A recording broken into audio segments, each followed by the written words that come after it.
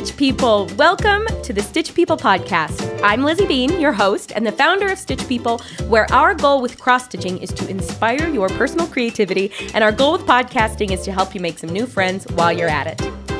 Today's episode with Jessica is so much fun. I love this podcast for the exact reason of today's conversation. There's so much about Jessica that I wouldn't know without being able to sort of take her out of the Stitch People community and into a podcast setting where we can get to know each other better.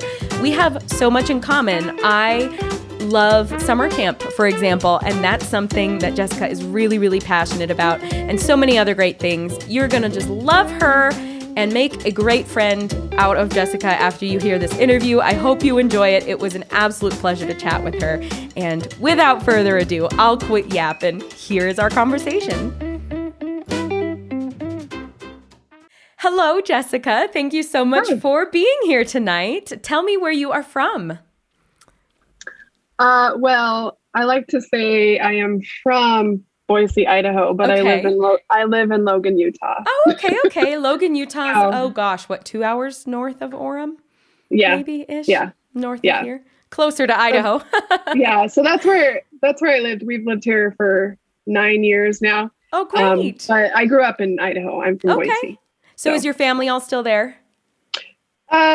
No, actually, we've kind of dispersed. I have 3 younger sisters, and they're in the West. I have one in Colorado, one in Montana, one in Washington State, and my parents moved to Washington State. Well, there you go. Yeah, so dispersed is the right word. That's a little bit of everywhere. My goodness. Yeah. I do have a brother still in Boise. Oh, good. Okay. So, do you all get together ever? And if so, where do you go for that? We usually go to my parents in Washington. Okay. And then my parents are divorced. And so then I go to my mom's in Weiser, Idaho. Okay. I don't know if you know where that is. No, but that sounds like fun. Yeah. That's great. So do you have any kids of your own, or, pets or partner? What does your family life look like? Yeah, so I'm married and we have 2 kids. I have a 12-year-old girl who's learning to cross stitch too, and a 9-year-old boy, and I've made him do a few. Haha! I respect a man who cross stitches.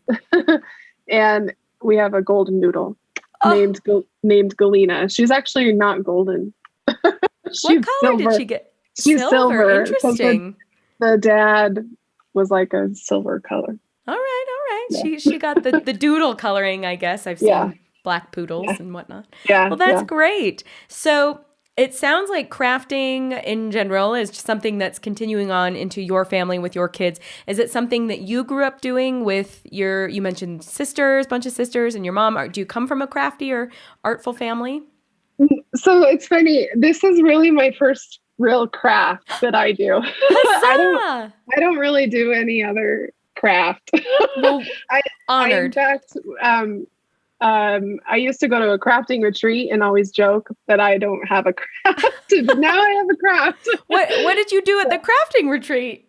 Well, it was up in the mountains in Idaho, and they usually have it in the winter. And so me and a few friends would end up skiing. Oh, okay, okay. Or right reading, or I would bring my guitar or homework. I love that. Okay, so just like a nice I would just getaway. Hang out. Yeah, but now I have a craft when I go to the crafting retreat. There you go. Congrats. And again, super honored that it's cross-stitching and potentially Stitch People related at times.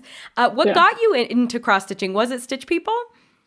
No. Okay, so I'm a big Anna Green Gables fan. Ooh. And I saw a random, I don't even know where, a cross-stitch pattern on Etsy that I had to have, and so that's what I started with first. It was an Etsy cross stitch pattern for Anna Green Gables, and that's what I did first. And my stepmom, she used to cross stitch, and she gave me all her old stuff, so that's how I started. Score. And then I saw Stitch People. I don't even know if it just came across like at my Facebook feed somewhere, and I really was excited about it to use it for gifts for people, because I'm really bad at gifts. This is a great way for little gifts that I can make. Right. And so. they feel like super thoughtful and super personalized when in fact you're just like, I'm just glad to have a plan. Yeah, exactly. That's great. I love that. I love that. That's how I got started with Stitch People. But I love stories where a mutual interest, like the Anne of Green Gables was the bridge that got you into cross stitch. You know what I mean? Like where it's something, it's not cross stitching itself necessarily, but some sort of other, interest that gets you from A to Z when maybe you weren't expecting to. That's really, really fun. Do you still have the Anne of Green Gables piece? I do. Yeah, I do. In fact, do you think you can go get it? Yes, we get to see it. Those of us who are watching can see it. Those who are listening, I will describe it in vivid detail. That's great. Yeah, hopefully my daughter can find it. But, awesome. I have it in my drawers of stuff. So you said it was your stepmom who gave you her stitching materials. Yeah, she used to do it. Did she teach you as well? She showed me a little bit, but I actually did a lot of YouTube. Oh, nice. Videos. So a little bit of both, because obviously she's not in town with me. And so I would call her and ask her, but I watched YouTube and I asked her how she did it. And awesome. So kind of a combination of both. Did you find it to be easier than you thought, more difficult than you thought, it kind of exactly what you thought it would be? How was it to approach something that you had never done before? I don't know. I'm a quick learner. Once I got the hang of it, it was pretty easy. She's looking for them. Oh, there's one of them. Oh, I'm so excited. I love a first piece. They're always so much fun. So this is the first one. Oh, so it's two people. Remind me. So that's Anne, and what's the other character? Gilbert. Okay, I'm not a super well-versed Anne of Green Gables. And there's like a pretty little, simple kind of motif at the top and at the bottom. And it's two little characters. They're kind of Stitch People-esque, but on the smaller side. And then it says carrots at the bottom, which I'm assuming is an inside reference. Yeah, so he hits her over the head she hits him over the head with a slate for calling her carrots. Oh, because her red hair. Cute. And then this is another one this is Anne and Diana. Okay, cute. And again, kind of these smaller characters, little flowers on either side. It says kindred spirits up at the top. I love that. So they turned out great. So yeah, I don't know. I learned pretty easily. It wasn't too difficult. I was surprised when I first did it, I assumed it would just be making X's over and over, but now I just, do one way all the way across diagonal and then go back. Right. Yeah, I tend to do the same. I definitely lean more into rows or like columns, like systematized stitching. It just feels a little, I don't know, it feels more efficient. I don't know if it actually is, but and I feel like it looks more even. Yeah, so. Same. I have an easier time having the floss lay correctly and not, catch the needle in the floss of existing stitches. It's a whole thing. Yeah. I love that. Great. And so when was your first, you mentioned you did Stitch People, kind of stumbled upon it, used it for gifts. How far after your Anne of Green Gables cross-stitching entry was that? About 2 or 3 years. Okay. So I think I did this, it was in 2017. Nice. And I did my first Stitch People, I think, in the fall of 2019. Well, there you have it. That's great. Yeah. Did you do much stitching in between, or did you learn to kind of do the projects? Yeah, I did. No, I did. I did start some like little Christmas ones that I have here. I'm trying to remember the order. I think I did this nativity one. Oh, that's gorgeous. That's pretty detailed. Wow, I'm impressed. Yeah. Just especially like you mentioned, it was like one of your earlier ones. That's great. Yeah, this was I did some Stitch People between this. COVID gave us a lot of extra time. So this is what I did in 2020. I love that. What is that, about 4 inches high? It's kind of a few inches high and then pretty wide. It's got a big camel and a wise man, 2 more wise men, a little manger with a Jesus, Mary and Joseph kind of inside of it. Got a shepherd with some lambs and then some farm animals, looks like donkeys and a little bale of hay. And it's pretty detailed, lots of color, and everything's got a border around it. That's really gorgeous, beautiful. Well done. Well, thank you. I love it. I would see that and be like, I don't have the time. I talk myself out of things before I can even start them. So anything more than Stitch People, I'm super impressed. That was a project I definitely put away for a while. But like I said, in April 2020, I found myself finishing it. So, I think all of us found ourselves going, what to do. Sitting at home. So you mentioned cross-stitching's kind of your only craft. What other kinds of hobbies and interests do you have and ways you spend your time? We love to go camping. I in particular love kayaking. So if we can go somewhere near water, I have a kayak and I like to kayak. We are a big summer camp family. So I actually met my husband working at a summer camp, and we go up to that summer camp in Idaho every summer and volunteer, not all summer long, but at least for a week out of the summer. So I grew up with a lot of New England ties, which has big time summer camp culture. So when I think summer camp, I just want to make sure I'm envisioning the same thing. I envision like, little cabins on a lake or something where kids go for anywhere from a week to a month or two, depending on how long they're signed up for. And you're assigned to a cabin and you make friends. And then every day you have like arts and crafts and swimming and boating. And you learn, all that summer camp stuff, archery, horseback riding, if it's swanky, certain sports. Is it that kind of a summer camp thing? Yeah. So typically kids are there for a whole week at a time. Okay. And, both my husband and I were camp counselors there. It is a church affiliated camp with a Lutheran, the Lutheran church in Idaho and Utah. Love that. And so kids go up there for a week and they do all the typical camp activities, but then there is some of the spiritual religious component. I love that. Yeah, the LDS church, with strong in Utah, has camping culture, Boy Scouts, girls camp, all that kind of stuff too. So that's all very common around here as well. So that's great. Okay, cool. When I envision summer camp, I've got that like vision in there. So it sounds like that's pretty consistent. So you met as camp counselors, you said? Yeah. So were you older teenagers, like early 20s? That's something that you... Early 20s. I was going to say, that's a young adult job, summer job. We were both 22. Oh, fun. When we met.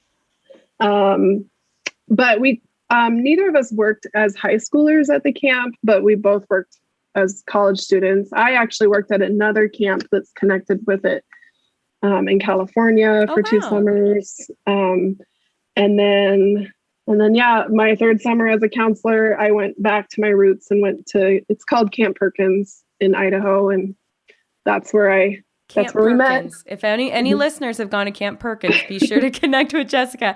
What is it about summer camp life and summer camp culture that you enjoy? Because I'm assuming you went as a child or as a kid or teenager and then came back as a counselor. That's usually how most counselors get into it. So what is it that you like so much? For me as a kid, it was the community. I just really loved to look forward to it growing up. We would go on retreats during the year. There would be always like a fall retreat and a winter retreat. And I just loved to see other kids that I had connected with going to camp every time we went up there. But then also with the community of the group of kids that we would go to the camp with for the retreat. And then also just every year in the summer, you would get excited about who's the counselor that you're going to have. Hopefully they're back the next year. So for me as a kid, it was definitely the community, and honestly as a young adult too, because I just loved being a camp counselor. And I always say, if I could get paid full time for something that I would love to do, it would be some kind of professional camp counselor. I love that. I guess in a way, teaching is kind of that. Sure. But camping has that outdoor adventure element that you don't get sitting in a classroom all day, every day. Being outside. And I loved camp. I did a YMCA camp near where we lived. Well, it was an hour or two away, but, and we'd get up bright and early in the morning and do the Arctic plunge at 6 a.m., go jump in the lake. It was freezing cold. And I learned, you learn the boondoggle and the arts and crafts and all that kind of stuff, but also things that you might not learn otherwise, like different games and sports that you would try, and you learn the chants and the songs and the mess hall, and it's a whole, it's a whole thing. It's something I resonate with. I think it's super fun. Yeah. And I was going to say that. I love all the outdoor activities and the community and just the songs. I mean, I don't care how cheesy they are. Right, same. I don't think anybody does. That's why they last. They've stuck with me for life, and I love to pass it on to my own kids. And I love that. There's a certain energy that comes with camping, and I don't know if it's because kids are like away from mom and dad, or if it's because it's just the anticipation. I don't know what it is, but there's definitely something special about it for sure. Yeah, that's great. I love it. My great grandpa ran summer camps. He was a high school principal. And so in the summer times, teachers and administration don't work. And so he would go up to Maine and run summer camps as the camp warden, like or whatever, director. Yeah, I don't know what the word is. And so my grandma and her brother grew up helping out at the camps. And anyway, so my family has continued New England ties because of summer camps. So anyway, it's deep in my genes as well somehow. So I yay camp. I love it. Yeah. That's great. Yeah. So do your kids go now? Yes. My daughter Aspen, has it been 4 years? I think this was her 4th summer. Awesome. So fun. Aiden, it was his 1st summer. It would have been his 2nd. Oh, she says 5 summers. Okay. Pretty cool. They start going into 3rd grade. So she's in 7th. But then obviously 1 year was out with COVID. I'd have to count it up. Yeah. And then Aiden, our son, who's 9, this was his 1st year. It would have been his 2nd. But obviously the year before they didn't have it. That would be so heartbreaking. Yeah, it was. And it was really hard on the camp. I think they're going to survive it, but it was really hard for a year not having that. Did he enjoy his first go? Yes. Yay. Oh, good. Yeah, he loved it. Does it make you nervous to send them? Like, what if they don't like it? Yes. Actually, I was shocked. I didn't think I would be like this because I was a camp counselor for 3 summers and I'm a teacher and I thought, they'll be fine. But when I did it, I was obsessively checking their Facebook page and email, like any little thing shred I could get. Are they okay? because they're up at that camp, even if I were to text someone I knew, it takes a while for them to respond. Sure. Because they only have Wi-Fi when they're like in an office. Oh, I see. And even then, I don't want to be that annoying. Right. Yeah. Parent, and the kids definitely don't have phones. But right. I was pretty nervous the first time. And now I'm fine. But yeah. I'm sure it's hard. I just want to see a picture. Like, right. Like, are they okay? Are they breathing? Right. No news is good news, but boy, is it a long wait, I'm sure, between updates. Yeah. That's great. Oh, I'm glad. Well, it's good.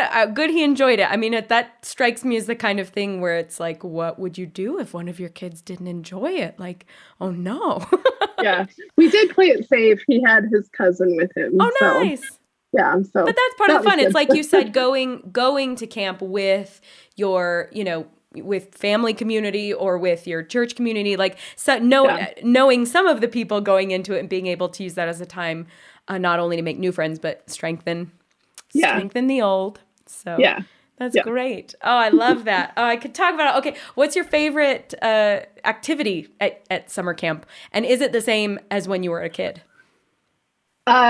Now it would be kayaking.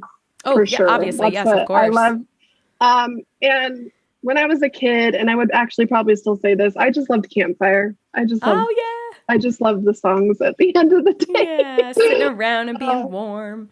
Yeah, that's great. What is it about kayaking you love? I don't. It's really calming to me. Just getting to be out on my own on the water, and I'll just sit and float. Good you time. Yeah. I love that. Yeah, having It's important, I think, to be in nature alone sometimes. Yeah. And I know it's scary for some people, but it's different than being in nature in a group. Yeah. It's definitely a different experience. So I found that I love, especially when I'm back east with my family, to go hiking by myself. And I'll come back and my dad's always like, I would have gone with you. And I love hiking with my dad. Like sometimes I do. And it's like, great, when should we go?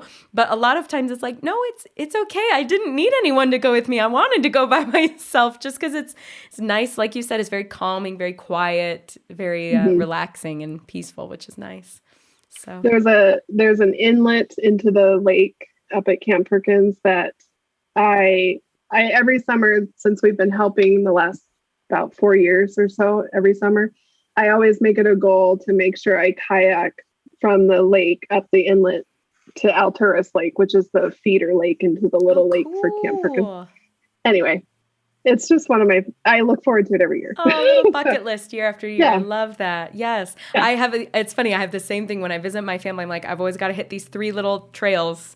I definitely hit one and I'll feel good. But if I hit all 3, I'm happy. Like these little like half hour, 45-minute hikes. Like I just love to do them and get it in for the year. So I totally relate. That's great. If I'm there, I have to do it. So I that's just how I see it. Have when you I'm there, done I have to kayak stitches to commemorate these adventures? Ooh, I've done I took the camp logo and put it into like a website that makes the pattern for you. So I have a pattern that I've used a few times to make the logo, and there's the lake in it, but I haven't done one with a kayak. I think you should do a little self-portrait with a little kayak. I know for sure we did a kayak in the Occupations and Hobbies book. That would be good. You could do a little kayak in the lake just make a masterpiece. This is the logo. Oh, cool. Okay. And so then I could put a little front of a kayak there. Yeah. Coming into view. Yeah. It's gorgeous. It's what is that, a hexagon, octagon? Yeah, kind of. 1, 2, like 3, I 4, said, 5, 6, I just put it into a... That's gorgeous. I just put it into like a website. Yeah. It's got like a little into a pattern.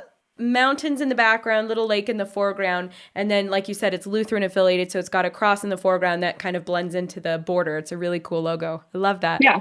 And that's nice too, because a logo usually isn't too complicated by way of color. So it's kind of already color blocked in such a way that translates easily, to a cross stitch pattern. Great idea. Yeah. I love that. If anyone's curious, I know you can kind of Google like cross stitch pattern generator or converter or something like that. And a lot of sites that's probably what I did. Yeah. Upload like a JPEG and it'll pixelate it and make it a cross stitch pattern. So yeah, that's what I did. Go crazy. Go nuts, everybody. That's awesome. Yeah. So do you ever take your cross stitching camping with you? Yes. All the time. It's awfully portable. Well, yes. I have like these, I don't use those cross stitch storage boxes, but it's kind of like that. I have 2 boxes that hook together that I bring on trips or camping. It probably drives my husband crazy because it takes up room in our car. But I say it's a necessary packing item. So it's as necessary as clothes and food, I say. Our cross-stitching habits that we feed so shamelessly. Yes, I I love that. I love it. So you mentioned that your 12-year-old is learning to cross-stitch. Is that right? Yes. And was that driven by you or by her? I'll let her answer. Did you want to do it on your own? Or did you think I kind of helped you want to try it? Kind of both. She says kind of both. Kind of both. I love that. That's okay. It can be both. And is it something you enjoy together now? Or tell me all about it. Yeah, we've spent a few times stitching together. She's in middle school now, so she hasn't found as much time. Yeah, middle school is where it starts getting crazy. She wants me to show you something. Hey! She's a big Harry Potter fan. She's got a Hermione Granger at the bottom. It says, honestly, don't you two read? Yeah. That's cute. And then this one, was this your first one? Yeah. We've got a unicorn with pink hair and stars. That's her first one? Yeah. Wow. I just Googled simple cross stitch pattern. Yeah. From what I can tell, it's really clean and really even. Well done. And Wow. then here's another I'm little one she impressed. did. Oh, a mermaid. So fun. Those are And great then little, like you said, simple beginner motifs. So, so great. I did a couple years ago, I think it was, yeah, a couple years ago, I did a teacher gift and I made her do her one for her teacher. Oh, nice. So she did do a Stitch People one. Fun. I don't have a hard copy. That's all right. No, that's great. Yeah, And but nice that she got to be involved in the teacher gifts. I know a lot of moms and parents do it for their kids, but that's cool that she got to be involved with it. Yeah, it was How really fun. cute. She put a little, like whatever, it was a quote her teacher was saying all the time. So she did the chalkboard from the occupations with the teacher. Oh, yeah. And whatever quote it was on the Fun. chalkboard. That's a great idea. So I it love meant a lot. Oh, good. I know her teacher. I really enjoyed it. So That's true. That's really important. I mean, a lot of teachers, you're a teacher, so you can probably speak to it. I'm sure a lot of teachers don't often feel very appreciated or feel like they are just broken records and they hope that something sinks in. But have you ever had any teacher appreciation gifts that have been special for you? I just love notes. I just love the little really heartfelt notes. Those mean the most. Yeah. And then I love an Amazon gift card and coffee. Yeah. So those are the most meaningful to me. I love that. Yeah, just a handwritten note. Yeah. I have to say, I thought of one of my favorite high school teachers. Oh gosh, I think it was during COVID time. Because I have a really terrible sense of time. I would have said like, a couple months ago, but I really think it was probably over a year ago. And he came to my mind, and for some reason I was in this particular mood, and I thought, you know what? I'm going to tell him so. And I found his email address on my he still teaches there. So I found his email address on the high school website and just sent him an email, said, I don't know if you remember me, but I've loved this. He was an English teacher of mine. I said, I've loved this book ever since I read it. It was a Watership Down. I really liked Watership Down. And, which is a random one. That's the bunnies one for those of you. Yeah, I know. It's not Animal Farm, but anyway, that was one that I really liked. We read a lot of great books in his English class, and I always really liked him as a teacher and just told him as much. And he wrote back and was like, oh my gosh, thank you. And he said that same thing that like, you rarely hear from students after they graduate. So that's really nice. So everybody send your teachers a little note or something because they'll love you for it. So you said you used to teach math. What do you teach now? So I'm a 7th grade science teacher. Oh, nice. That's my favorite to teach science. I'm elementary certified. So I could teach almost any subject, but I've been teaching at a middle school now this is my 9th year. And I taught, we used to what we call clustering, so I would teach math and science, and I would teach a group of kids for 2 class periods, and then have a new group of kids for another 2, and then have a third group of kids for another 2. So I taught math and science. But obviously in that kind of setup, math is going to take the precedence. Sure, So a lot of it was math with a little bit of science. And then I got my middle level science endorsement and switched to 7th grade from 6th grade. Okay. About 2 years ago now, 3 years. So. And what is it about science you love to teach the most? I love the hands-on. I love as much as possible to get it in their hands as they're learning and the experiences. If I can, obviously the last few years, it's been difficult getting your kids out of the classroom, but that's what I really love, to get them out if we can. And especially in the community we live in, we have a university, Utah State, to have that connection. I had totally forgotten it was right there. Yeah. Or just the local geography. Yeah. That's what I would really like to do more often, but even just in the classroom, just the labs that we get to do. And it to me, it's always been the most engaging, even though I'm certified to teach all kinds of things. That is the most engaging for me. Sure. And so I get excited, and that's what the kids. I love that. And that's easy to feed off. When you know a teacher actually cares about what they're telling you about, like kids, like, the difference as a student. Yeah. I mean, I'm happy to teach other subjects, but I just don't really get as engaged or excited myself. And so that's why I guess took that specialist route and got that. And how easy to be a science teacher in Utah, where you could just basically like drive down the road and like view the plate tectonics in the mountainside, exactly. and the layers of, prehistoric blah, blah, blah, or whatever. Yeah, you can see. Right literally. How fun. I love that. I did not, I did well in like the biological sciences. I wasn't great in the physical sciences, I will say. I took anatomy. I got like medical assistant certified my senior year of high school. I loved the body sciences. But plate tectonics is about as much as I remember about all of that. Earth science. Yeah. Well, 7th grade actually is a lot of life science. Oh, and cool. So we get to do cells, body systems, I love cells. Genetics, and then evolutionary change. And I love, that's all pretty much January on. We get to do a lot of life science. Oh, so it's coming down as you're getting there. That's exciting. Yeah, we just finished. We're finishing our physics unit right now, and then we'll do our Earth unit between December to January, and then after that, it's pretty much all life science.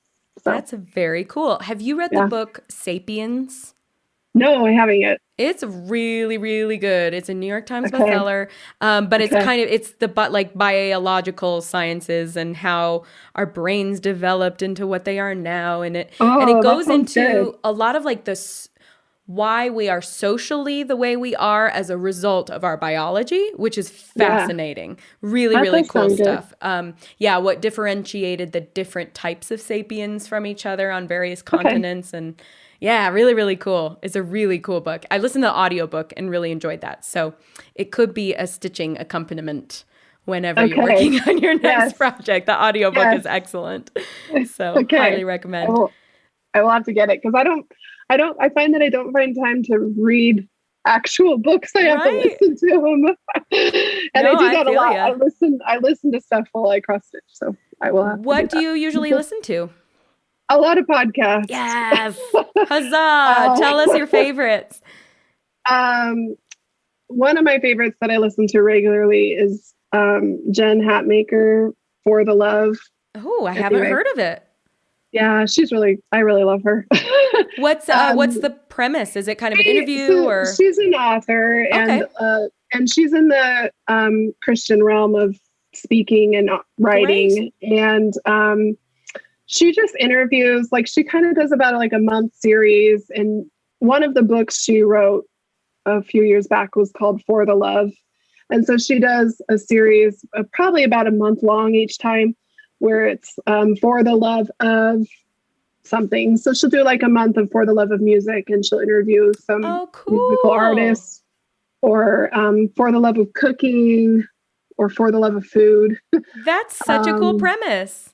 Yeah, so it just depends on what series she's in right now. Totally. The most recent one is just For the Love of You. So she was interviewing like people that maybe not so much self-help, but just are she's interviewing people in that realm. That self-improvement. Yeah, like mental health and the therapy stuff.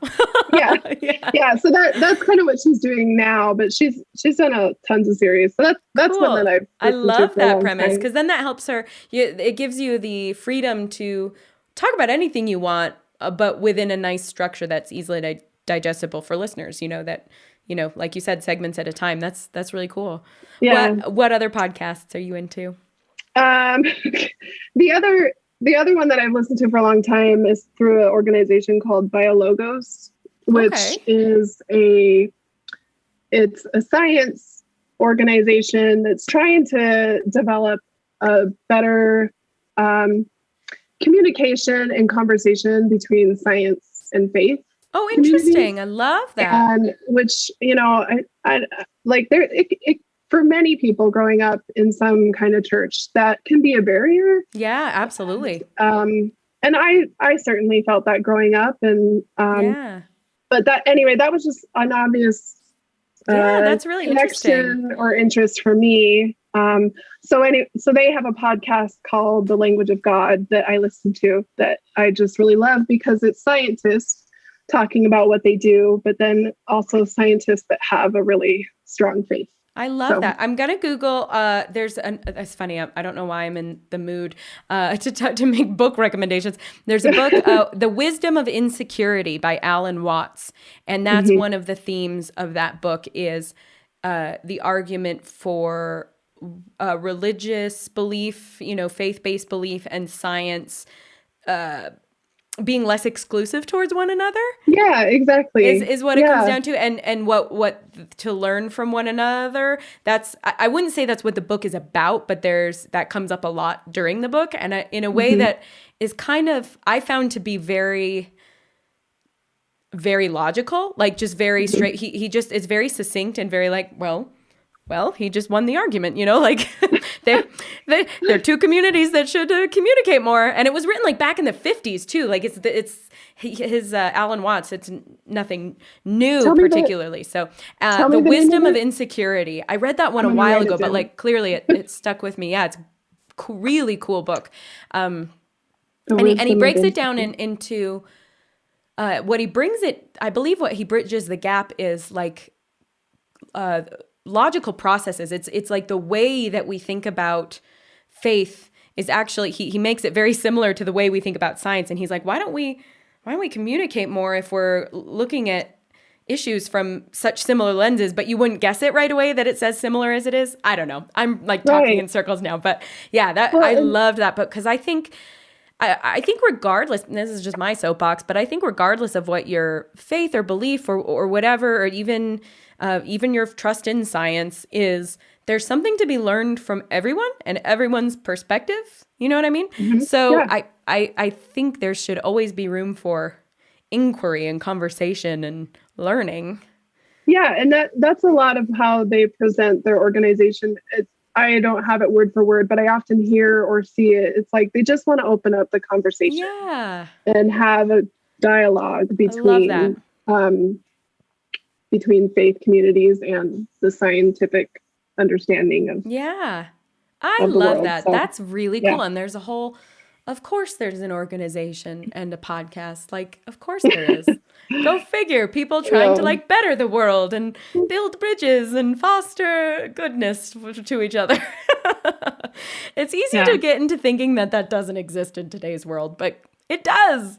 Go figure. I love that. So do you do much, TV, movie watching? Are you into anything of that nature? Yes. Any recommendations? We just binge watched the first 2 episodes of Yellowstone. Oh, hey, you are now the second person. I can't remember who it was that recommended Yellowstone in a podcast, but that used to be filmed in Utah, and then we lost it. They are in Wyoming now, alas. Yeah.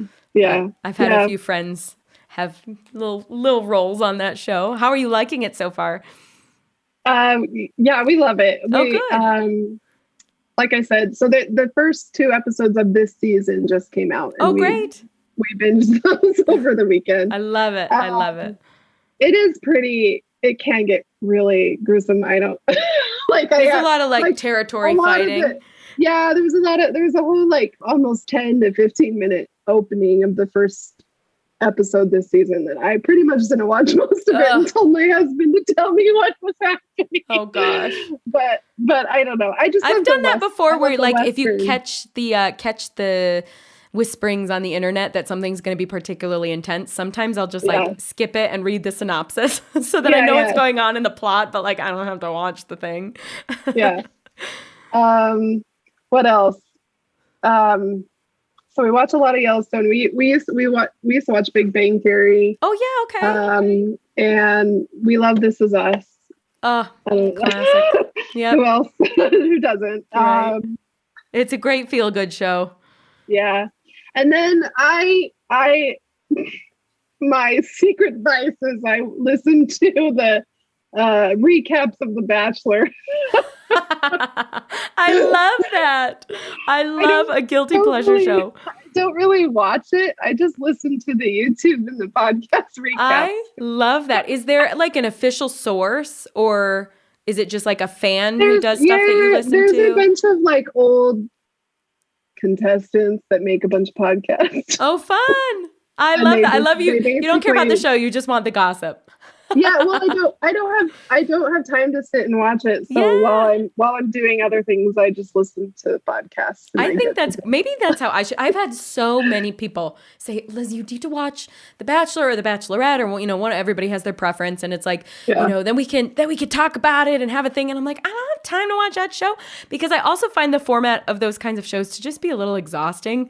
Like, I don't have the energy for this, but a recap I could do. Especially, just put it on in the background. Just listen to it, and then I get the gist, and I don't have to watch it. I'm not really proud. I'm not really proud. I don't really agree with it, but sure. I know, but hey, it's entertainment, right? That's how I used to apologize for the fact that I watched The Vampire Diaries pretty religiously for a while. I was like, this is not benefiting me. This is not. No, it's probably killing brain cells instead of building them. But gosh, I got hooked there there was a point at which I stopped watching. I don't even know if it's still on, but the first handful of seasons, I was like, I was in it. I just couldn't. And then you get invested, and then you want to know. Yeah. And I like to try to guess who it is. And I don't know. I mean, anyway. Yes, I'm hooked. I love it. Sadly. I love it. I bet you there are going to be a lot of people who listen and are like, yes. I bet you'll make a lot of friends on that. Amazing. Well, what's funny is it sounds like you have already answered a number of like what my favorite big questions are. I love to ask people, if you could do anything regardless of like time, training, whatever, what would you do? And it sounds like, am I right to assume that it would have to do with summer camp somehow? Like if you could run a camp or like do camp all day, every day, make a really nice living from that or whatever. Yeah. If I could be a professional camp counselor. I loved it when I was. And great. But it's not a really lucrative.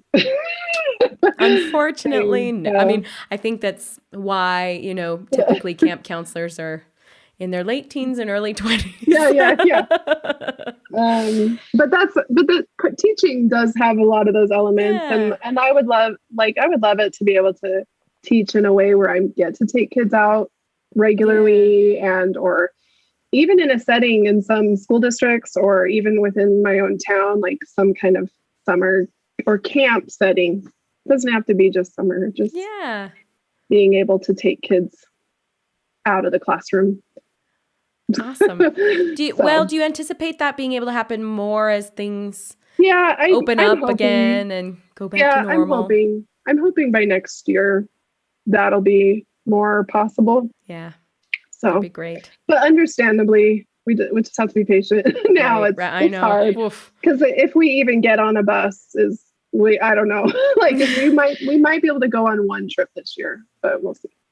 Fingers crossed. I hope you can. Because it sounds like that's not only what maybe it is because of the fact that it's what you enjoy doing with and for the kids, but it sounds like it's what gets you the most excited too, that like that's a highlight of your job, and a way that you like to teach is by going out and about. Yeah. When I taught sixth grade and at the same school that I'm at, we would get kids out probably about 3 times at least a year, which sounds so minimal, but I looked forward to those days just as much as the kids. Yeah, I was gonna say, I remember being a student and loving field trips, just something different for the day. Yeah, we would at least do 2 local ones, and then the third one was down to the planetarium in Salt Lake. I love the planetarium. But all 3 of them, the local ones, we have a set of canoes at our school that we can use. Cool. And so we would have one group canoeing and try to tie the canoeing into something we were learning in class. Like in 6th grade, it tied in well with reflection and refraction when we talked about how light bends. Yeah. But then also we would do other centers at the spot by the water. Cool. So we would do like to scale height of the solar system in 6th grade. And what else? We like the distance between planets? Yeah. So they would hike about a mile, and there would be staked out points of this is how far the planets are between each other. And And then we had microscopes, so we would do that as a center. And I don't know, it seems so minimal when you say 3 times a year, but that's what the kids remember. Yeah, totally. And that's what they love. And then when I think of when I was learning in school, the things that stick out to me the most are those kinds of experiences. So Right. I remember vividly, and it was science related. When I was in maybe 5th grade, there was this great big park near the school, and we took a bus to the park and we walked around the woods and we learned all about the trees. And I remember it was fall and it was a little chilly and like the leaves I have like very visceral. And we found all over, we had to make sure to keep an eye out for owl pellets. And then I don't know if we took them from the woods or if they were ordered, but we had also seen them in the wild. But we also dissected owl pellets and took out all the little mouse bones and like put together the little skeletons with tweezers and they, found all the pieces. And it was just fascinating. It was cool to see it out. I mean, I was like 8 or 9, when we did that, and I loved it. So it can confirm it sticks with you. That's great. It's great. It's so important. So in that vein, as we're getting sort of to the wrap up point, I'm going to ask you a bunch of favorite things questions, but I am going to wrap them into our conversation. So do you have a favorite animal? Okay.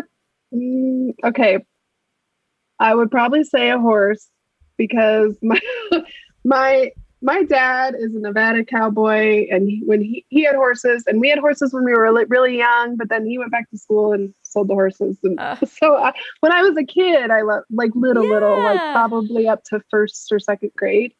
He has horses now. Fun. That's magical memories. That's very cool. But I didn't get to grow up with them, except for when I was really young. Sure. And then now dogs.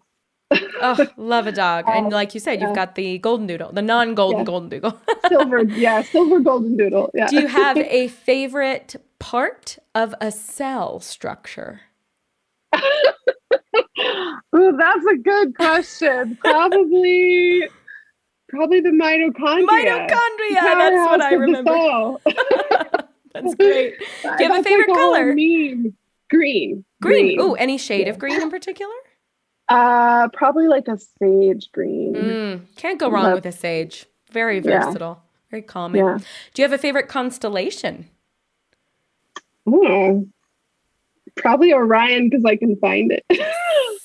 I love it. Orion's a great one. I remember like finding it for the first time as a kid, and I was like, Dad, those stars are all in a row. And he was like, funny, you should mention that. That's great. That's great. Okay, let me think of other good sciencey questions. What is your favorite era of dinosaurs? Jurassic. Jurassic Park. I feel like I only know Jurassic and maybe off the top of my Paleolithic. Is that a thing? Oh, I don't know. Don't ask me. Do you have a favorite dinosaur? Oh man, I wish my son was here to answer it. He loves Jurassic Park. I like the Brontosaurus, the long necks, plant eaters. They appear gentle. Yeah, I do. I really vacillate between a Triceratops and a Stegosaurus myself, just as far as like cool features are concerned. Yeah, it's a toss up. Do you have a favorite musician? A little less sciencey. Oh, that is or tough. band. You could say a band. I really love Lauren Daigle. I don't know if you ever heard of her. I'm not familiar. She is in the Christian artist realm. And what else? I love country music. I don't know. Growing up, it was definitely like all the women 90s country. Shania Twain, Faith Hill. Those were good years. Yeah. Martina McBride. Oh, yeah. Sure. Okay. I saw her live at the Stadium of Fire. I would not have been able to tell you that except that you mentioned her name. And I was like, oh, yeah. At BYU down in Provo does a big 4th of July thing, and they always bring somebody in and like fireworks on fireworks on fireworks. And I saw Martina McBride there. It was a great show. It was great. Yeah. Okay, country. There you go. I love it. And then last but not least, this is less of a favorite. but more of a just happy note to end on. Can you tell us something that made you laugh most recently? My students. Anything in particular? Oh gosh, they're just funny middle schoolers. I have a certain class in particular that loves to get off topic. It's my 4th hour, and we just really get along. And they have a code word if they get off topic, and it's it's potato. Potato. I love it. And I'm sure that was decided upon by them. Yeah, maybe because they knew I'm from Idaho. I don't know. So whenever they start kind of getting off topic, someone will say potato. Potato. I like it. I like it. That's just one example. They're hilarious. They're so fun. It's such a weird, it's such a fun age and it's a weird age to be, but a fun age to observe, because you really see that age start to take risks and come into their own and develop their own opinions. And with that comes a lot of great stories and laughs. Yeah, I'm sure. Exactly. Yeah, people always, I tell them I'm a middle school teacher and they're like, ugh. Right? No, I like them. Yeah. There's some hard ones, but they're funny. Yeah. Oh, I love that. Well, Jessica, thank you so much for your time today. It has been a pleasure to chat with you and get to know you and learn all about all the things you are and love. Yeah, thank you. This is really exciting to get to be on a podcast. Yes, and you can recommend it, listen to it while you stitch. Yes. And say, hey, everybody, I'm on a podcast. Yes. Pretty fun. Exactly. And hopefully make loads of Stitch People community friends as a result. So yeah. Awesome. Yeah. Well, thank you. All right. Thank you.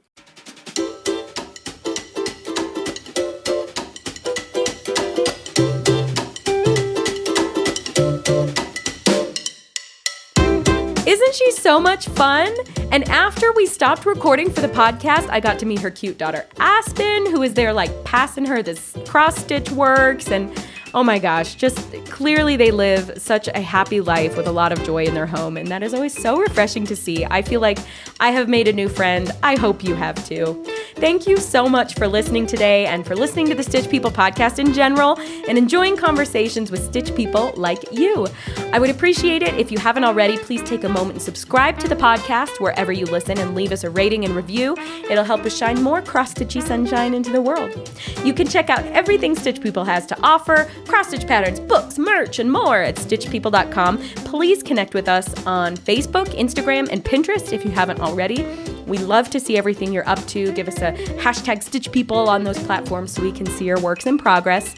If you're interested in being interviewed for the Stitch People podcast, head to stitchpeople.com/podcast and fill out the form. There's a link on that page to a form so that we can know that you're interested. And if you have any feedback for us, please email us info@stitchpeople.com. We want to hear what you think about the podcast.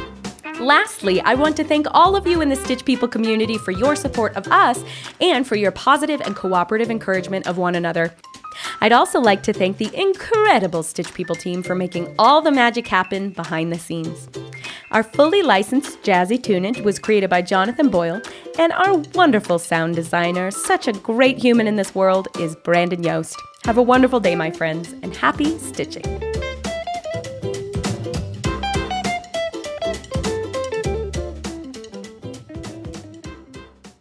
The Stitch People podcast is a production of Beanski LLC and Stitch People. Copyright 2022, all rights reserved.